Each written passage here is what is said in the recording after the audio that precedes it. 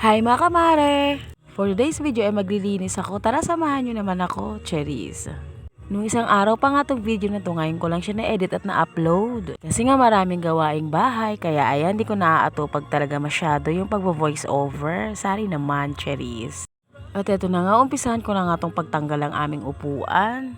Ilang araw na rin kasi itong hindi ko nalilinis yung ilalim, dukot-dukot lang ginagawa ko. Maalikabok na din at ito na nga yung laruan ng anak ko, andito na naman yung iba nakasiksik. At ayan nga, tinatanggal ko muna bago ko siya walisan. At nang natapos ko walisan, pinunasan ko na siya ng basahang basa. Palagi ko talagang ginagawa yan, halos araw-araw naman mga kamare. Ito talang gawaing bahay, yung hindi talaga naaalis sa ating listahan sa araw-araw, di ba mga kamare? Ito na nga baling daily routine natin mga kananay. At medyo iba nga yung boss ko dito mga kamare, pagpasensyahan nyo na, medyo ngongo, may sipon kasi ako.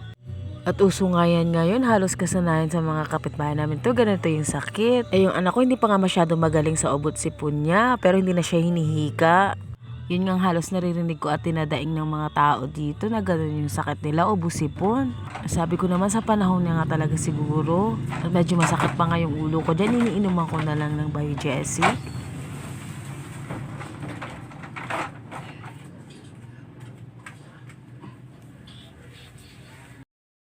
At nang natapos nga iligpit yung mga laruan naman ng anak ko, ito naman ninatupag ko, wawalisan ko yan at pupunasan ng basahang basa.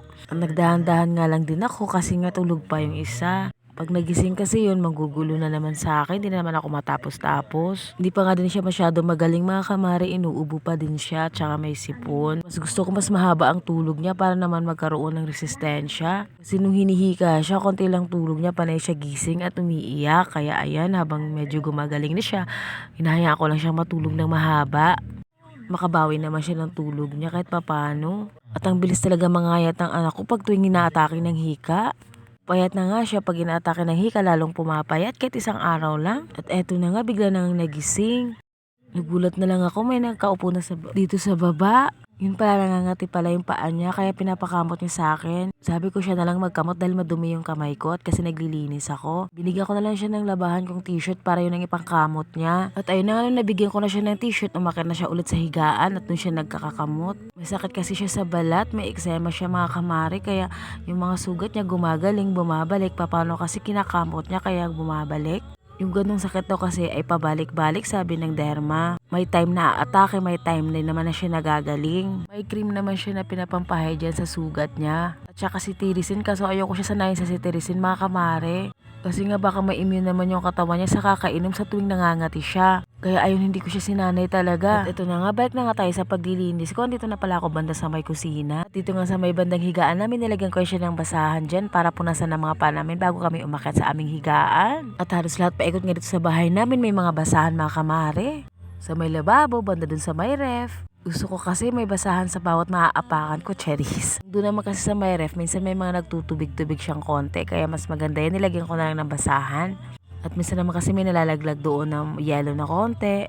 Dati kasi nung walang basahan yan, napupunta lang sa sahig diretso, kaya minsan nababasa. Naaapakan ko, naiirita ako, kaya magmula na nilagyan ko na lang siya ng basahan. Para dun sa basahan diretso, pag may nalalaglag na mga tubig na konti or kung yellow konti, ganun. At eto na nga, nagligpit na rin ako sa lamesa at inayos ko na rin yung nebulizer niya. Ibabalik ko na nga siya sa lagayan, total wala na naman siya hika, so hindi ko na siya pauusukan. At buti nga rin may sarili na siyang nebulizer, dati na nanghihiram lang kami. Eh mula nung nakabili ako, hindi na ako nanghiram kasi nakakaya naman yung hiram ka ng hiram ng nebulizer. Diba mga kamare? Sa tuwing hinihika siya, panay kami hiram. Yan na ako dun sa may-ari, kaya ayan, pinili ko talaga makapag-provide ng nebulizer niyang sarili. Medyo mura lang naman tong nebulizer niya nabili ko mga kamare, sa Shopee lang yan. At ito nga, niligpit ko na din yung hinugasan ko kagabi at nakatulo na rin naman na to. Ilalagay ko na sa mga kanya-kanyang lagayan. At ito, natapos na din ang ating isang araw na gawain. At yun lang mga kamare, salamat sa panunood. God bless!